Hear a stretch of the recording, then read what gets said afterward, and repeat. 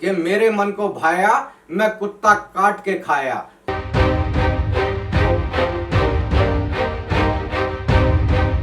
नमस्कार दोस्तों, लोकतंत्र प्रेस में आप सभी का एक बार फिर से बहुत बहुत स्वागत है। और जैसा कि आप जानते हैं कि फिलहाल नरेंद्र मोदी जी ने देश के बड़े बड़े कैबिनेट मंत्रियों से इस्तीफा लेने के बाद में आने वाले चुनाव को मद्देनजर रखते हुए उन राज्यों के कुछ नुमाइंदों को मंत्री पद का तोहफा दिया है। उन और विशेष करके हमारे जैसा कि रजत शर्मा जी कह रहे हैं कि छोटी छोटी जातियों के लोगों को मंत्री बना दिया गया है।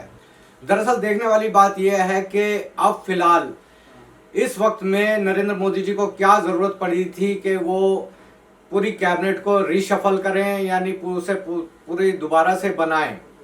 तो दोस्तों, सबसे पहला कारण जो कि हमारे एनालिसिस में ये आ रहा है कि वर्तमान में नरेंद्र मोदी सरकार की जो पूरे विश्व में थू थू हो रही है, यानी पूरे विश्व में नरेंद्र मोदी की बदनामी हो रही है। और वो बदनामी कई कारणों की वजह से हो रही है। पहला कारण यह है कि नरेंद्र मोदी बहुत झूठ बोलते हैं, बहुत बकवास करते हैं। दूसरा कारण यह है कि अभी फिलहाल कोरोना को देखते हुए जिस तरीके से कोरोना को हैंडल किया गया, यानी मैनेज किया गया, उस बात को देखते हुए पूरे देश में कोरोना फैला हुआ था, लेकिन नरेंद्र मोदी जी कुंभ करा रहे थे, अपना चुनाव में बिजी थे। उन्हें इस बात से कोई मतलब ही नहीं था कि देश में लोग मर रहे हैं, ऑक्सीजन से मर रहे हैं या किसी बात से हो रहे हैं। इसके अलावा दोस्तों, एक कारण यह है कि पूरे विश्व में जहां जहां पर लॉकडाउन हुआ वहां की सरकारों ने अपने देश की अर्थव्यवस्था को संभालने की पूरी कोशिश की है और जितना भी हो सका अपने नागरिकों की मदद की है। लेकिन भारत में सिर्फ और सिर्फ नरेंद्र मोदी सरकार ऐसी सरकार है कि जिन्होंने अपने देश के नागरिकों की हत्याएं की हैं। बिना ऑक्सीजन के लोग सड़कों पर मर गए, बिना इलाज के लोग सड़कों पर मर गए, और जो बचे हुए हैं वो आर्थिक मंदी की मार को झेल रहे हैं। पेट्रोल, डीजल और जितने भी खाने पीने के सामान हैं, चाहे वो तेल हो, सब्जी हो, आटा हो, दाल हो, हर चीज महंगी होती जा रही है। आम लोग जो अपनी रोजमर्रा की जरूरतें हैं उनको भी पूरी नहीं कर पा रहे हैं। इतना बुरा हाल नरेंद्र मोदी सरकार ने इस देश का कर दिया है। खुद नरेंद्र मोदी इस बात के जिम्मेवार हैं कि उन्होंने इस देश को बदहाली में लाकर खड़ा कर दिया है। हालांकि इन्होंने इतने झूठ बोले हैं कि हम ये कर रहे हैं, कभी 20 लाख के करोड़ का पैकेज का ऐलान कर देते हैं, कभी 50,000 करोड़ के पैकेज का ऐलान कर देते हैं, फिर कह देते हैं कि कोरोना से जितने लोग मारे गए हम उनको कंपनसेशन देंगे, हम उनको मुआवजा देंगे। लेकिन फिर यही नरेंद्र मोदी सरकार जाती है कोर्ट में, कह देती है कि हमारे पास में पैसा नहीं है। वैक्सीन को लेकर जो देश में हाल चल रहा है अभी फिलहाल तक, और यहाँ तक कि ये हुआ है कि प्राइवेट लोगों को लाभ पहुंचाने के लिए जो पहले 25% कैप था प्राइवेट हॉस्पिटल्स को वैक्सीन देने के लिए, अब उसको हटा दिया गया है। अब आगे वो और भी खरीद सकते हैं।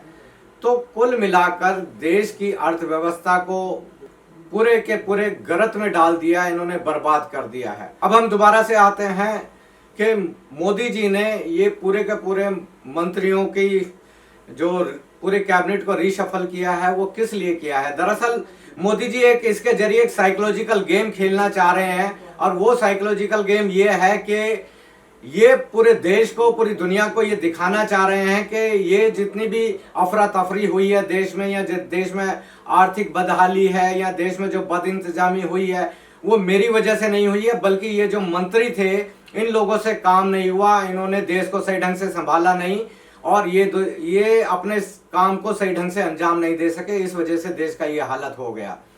हालांकि ये बात सब जानते हैं कि सरकार के नाम पर भाजपा सरकार को सिर्फ 2 लोग चलाते हैं। एक अमित शाह चलाता है, एक नरेंद्र मोदी चलाते हैं, और वो भी सिर्फ 2 लोगों के लिए चलाते हैं। एक अंबानी के लिए चलाते हैं, एक अडानी के लिए चलाते हैं। राहुल गांधी ने सही कहा था कि हम 2, हमारे 2 की सरकार चल रही है।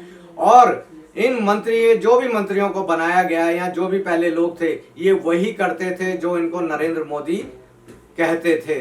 यानी कि पूरी की पूरी तानाशाही नरेंद्र मोदी की ही चलती थी। और अब ये किसी भी तरीके से अपनी इमेज को साफ करने के लिए लीपापोती करने में लगे हैं कि कैबिनेट बदल दो। ये सरासर नरेंद्र मोदी देश को धोखा दे रहे हैं। नरेंद्र मोदी एक ऐसे प्रधानमंत्री हैं कि जो इनके मन में आएगा ये वही करेंगे। जैसे कि आपने एक फिल्म में एक डायलॉग भी देखा होगा कि मेरे मन को भाया मैं कुत्ता काट के खाया। तो नरेंद्र मोदी जी वही हैं कि इनके मन में जो आएगा ये वही करेंगे। लोकतंत्र जिस तरीके से ध्वस्त कर दिया है इस पूरे देश में, किस तरीके से पत्रकारों को, बुद्धिजीवियों को, सामाजिक कार्यकर्ताओं को उठा उठाकर जेल में डाल दिया जा रहा है, मीडिया को किस तरीके से इन्होंने अपना चमचा, अपना गुलाम बना लिया है, देश की अर्थव्यवस्था पूरी डूब गई है, देश के आर्थिक हालात पूरे खराब हो गए हैं, देश में उद्योग धंधे सारे बर्बाद हो चुके हैं। तो इन सबको संभालने के लिए अब कम से कम इस सरकार को पूरा का पूरा बदलना ही होगा। इसमें सिर्फ कैबिनेट बदलने से कुछ नहीं होगा, इस सरकार को ही बदला जाएगा। इस सरकार को बदलेंगे तो शायद हमारे देश की अर्थव्यवस्था सुधर जाए, हमारे देश के गरीब बेरोजगार लोग शायद कुछ राहत की सांस ले पाएं। धन्यवाद।